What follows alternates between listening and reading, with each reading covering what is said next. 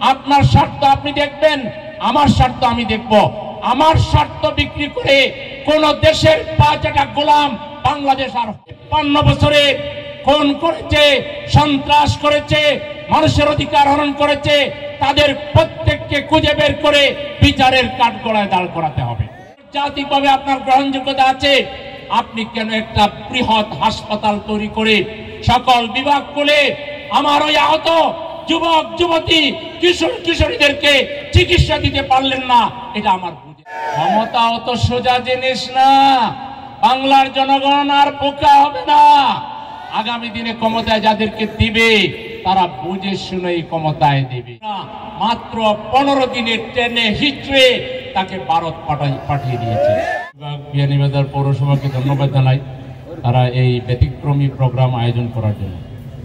24-এর 5ই আগস্টের রক্তজোড়া যে গণ অভ্যুত্থান, এই গণ অভ্যুত্থান বাংলাদেশকে আবার তার পূর্ব চেনা জানা সেই রূপে নিয়ে গিয়েছে। এই বাংলাদেশ ছিল, এটা একটা মেলবন্ধন ছিল, আমরা সবাই মিলেমিশে চলতাম, দল মত ধর্ম বর্ণ নির্বিশেষে আমরা একে অন্যের অনুষ্ঠানে যেতাম, আমরা পরস্পরের সাথে মিলেমিশে চলতাম, একটা ভ্রাতৃত্বের বন্ধন ছিল আমাদের এই বাংলাদেশ। কিন্তু 2008 থেকে 2015 সালের 2024 সালের 4ই আগস্ট পর্যন্ত দেশ যারা শাসন করেছেন তারা যে কোনো কারণে বিভক্ত করে ফেলেছে। এই কাজটা তারাই প্রথম করেন নাই। এর আগে 1971 সালে দেশ স্বাধীন হওয়ার পরে 72 থেকে 75 তারা যখন দেশ শাসন করেছিলেন, একই রকম তারা জাতিকে দ্বিধা বিভক্ত করেছে। তাদের একটা অন্যতম বৈশিষ্ট্য একটা হলো জাতির মধ্যে বিভক্তি তৈরি করা, পক্ষ বিপক্ষ, এটা ওইটা। তারা এদেশের শান্তিপ্রিয় মানুষকে জঙ্গি আখ্যা দিতে খুব পছন্দ করে, রাজাকার আখ্যা দিতে খুব পছন্দ করে। এবং তাদের আরেকটা বড় বৈশিষ্ট্য হলো তারা কেন জানি মজ্জাগতভাবে ইসলামের বিরুদ্ধে চলে যান, অথচ তাদের মধ্যে নামাজি মানুষ আছে, তাদের মধ্যে রোজাদার মানুষ আছে, তাদের মধ্যে হজ করার লোক আছে, কিন্তু তাদের নেতৃত্ব গোটা দলটাকে ইসলামের বিরুদ্ধে নিয়ে চলে যায়। ঢাকা বিশ্ববিদ্যালয়ের মনোগ্রামে লেখা ছিল রাব্বি জিদনি ইলমা, এই আয়াতটা পর্যন্ত মেনে নিতে পারেননি। কবি নজরুল ইসলাম কলেজে ছিল কবি নজরুল ইসলাম কলেজ, এটা কবি নজরুল হয়ে গেল। জাহাঙ্গীরনগর মুসলিম বিশ্ববিদ্যালয় হয়ে গেল জাহাঙ্গীরনগর বিশ্ববিদ্যালয়। কেন ভাই? আপনি তো মুসলমানের সন্তান, আপনারা তো হজও করেন, রোজাও রাখেন, তাহলে আওয়ামী লীগ যারা করেন আমি তাদেরকে একটু আওয়ামী লীগের ইতিহাসটা একটু দেখার জন্য বলবো। পুরো আওয়ামী লীগ এই চিন্তার সাথে একমত আমি মনে করি না। আওয়ামী লীগের নেতৃত্ব যারা, এরা তাদের মগজকে প্রতিবেশী দেশের কাছে বিক্রি করে দিয়ে পুরো আওয়ামী লীগটাকে জাহান্নামে পরিণত করেছে। আজকে এখন ওনারা মাঝে মধ্যে বলকি আজকে নাকি উনি বক্তৃতা দিবেন, সেই বক্তৃতাকে কেন্দ্র করে ছাত্র সমাজ এখন জয় বাংলা করে দিছে ওনার বাড়ি। এগুলো করে কি লাভ? আমরা তো 17.5 বছর 15.5 বছর মায়ের খেয়েও আমরা কোনো উস্কানি দেই নাই। আমাদের নেতাদেরকে নিয়ে মিথ্যা মামলায় ফাঁসি দিয়েছেন, আমাদেরকে জেলে নিয়ে জুলাইয়া পিটাইছেন, আমাকে পিটাইছেন, চোখ বেঁধে ঘন্টার পর ঘন্টা রেখেছেন, ঠান্ডা বেড়ি পরিয়ে অন্তত দিনের পর দিন আমাদেরকে ওযু গোসল নামাজ পড়তে বাধ্য করেছেন। আমরা তো আল্লাহর উপর ভরসা করে মেনে নিয়েছি, উস্কানি দেই নাই তো। এখন একটা দেশ আবার স্বাধীন হয়েছে, আপনারা পরাজিত হয়েছেন, আপনারা পরাজিত শক্তি, একটু ধৈর্য ধরেন না। কেন দেশে বিশৃঙ্খলা করতেছেন? যে দাদা বাবুরা এতদিন আপনাদেরকে না চাইছে, তারা কি আপনাদেরকে রক্ষা করতে পেরেছে? যদি পারতো তাহলে আপনাকে তো পালাই যেতে হইতো না, আপনি এখানেই থাকতেন। অতএব আল্লাহ ছাড়া আর কারো শক্তিতে কেউ ভরসা করবেন না। সকল শক্তির মালিককে আল্লাহ, সেই আল্লাহকে ভয় করবেন, আল্লাহর সাথে থাকবেন। আমি আমাদের প্রিয় শিল্পীদেরকে বলবো, অনেক সুন্দর এই সর্বশেষ যে গানটা গেলেন, দেশাত্মবোধক গান, পজিটিভ গান দিতে হবে। গ্রামে গ্রামে বিভিন্ন স্কুল কলেজের মাঠে আপনারা বাংলাদেশের সেই চির পরিচিত যে রূপ, সেই রূপ ফুটিয়ে তুলুন। বাংলাদেশের মানুষের ইমানকে জাগিয়ে তুলুন, মানুষের মধ্যে আশা জাগানিয়ে তৈরি করুন। মানুষের মধ্যে কোনো হতাশা তৈরি করার দরকার নেই, বিভেদ তৈরি করার দরকার নেই। আসুন, বাংলাদেশের 18 কোটি মানুষ আমরা ঐক্যবদ্ধ হয়ে আমাদের দেশকে ভালোবাসি, আমাদের দেশের সংস্কৃতি চর্চা করি।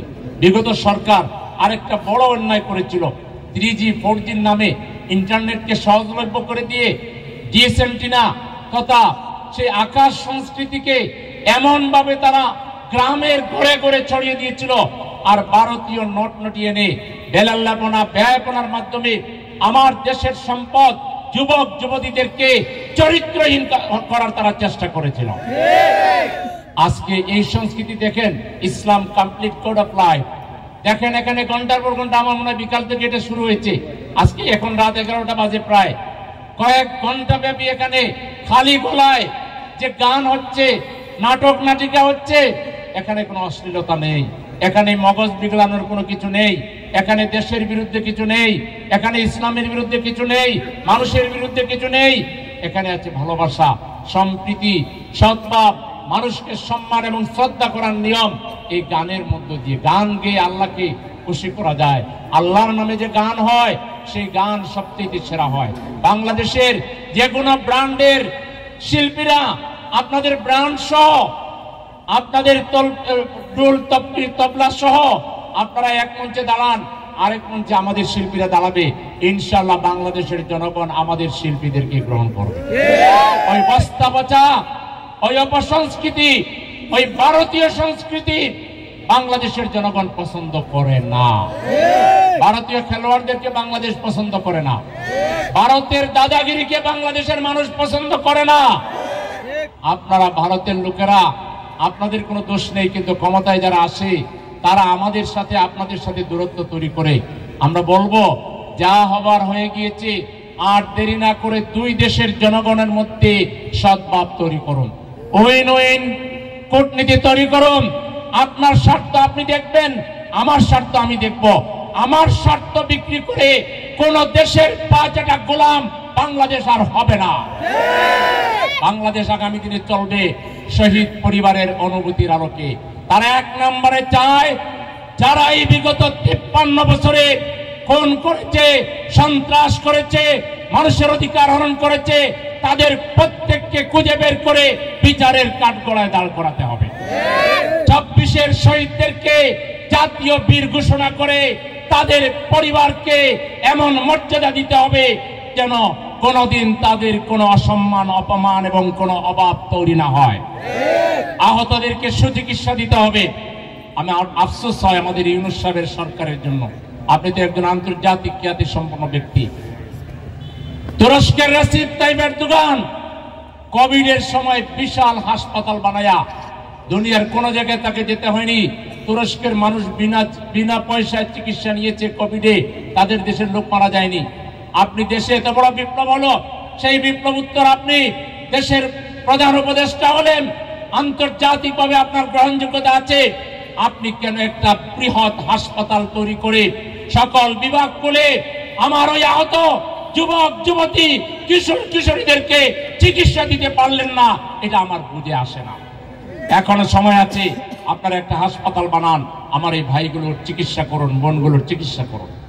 আজকে আমাদের এই শহীদদের পরিবারের যে অনুভূতি, প্রেস ক্লাবে আমি সকালের প্রোগ্রামে ছিলাম, আমিরে জামাত 10 খণ্ডে 2500 পৃষ্ঠার শহীদদের জীবনের উপরে লেখা বইয়ের মোড়ক উন্মোচন করেছেন।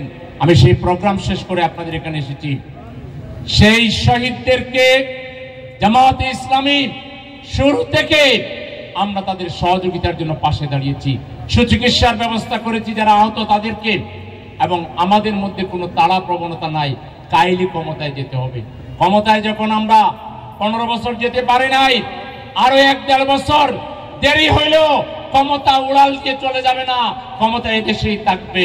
রাজনীতি যারা করেন, ক্ষমতার লোভ ছেড়ে দেশের ভবিষ্যতের জন্য চিন্তা করেন, দেশকে কিভাবে এক রাখা যায়।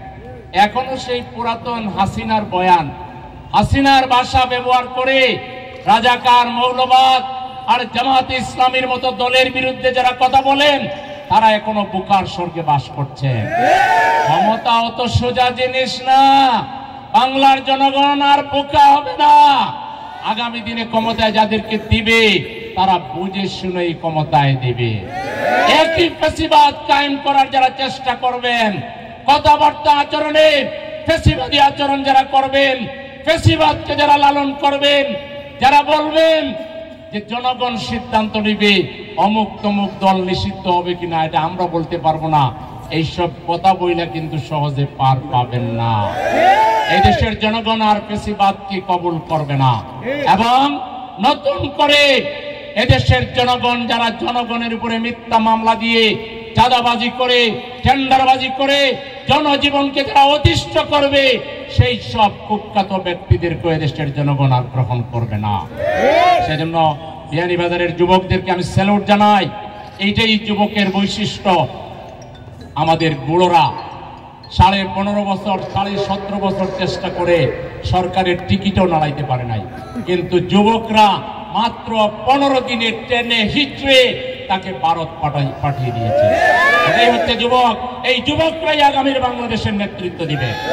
এই যুবকদের হাতে আমরা বাংলাদেশের পতাকা তুলে দেব। এই যুবকদেরকে নিজেরা টিচ করবেন যে এরা কারা নতুন করে আসছে, এরাই আন্দোলন করছে নাকি, কে করছে। তাহলে অবশ্যই আন্দোলন আমরা অনেকেই করেছি, কিন্তু যুবকদের আন্দোলনই সফলতা পেয়েছে। এই যুবকদের বিরুদ্ধে, ছাত্রদের বিরুদ্ধে কথা বলার আগে 10 বার ভাববেন, আর না হইলে এই যুবক আর ছাত্ররাই আবার আন্দোলন গড়ে তুলে নব্য ফাঁসিবাদের কবর রচনা করবে।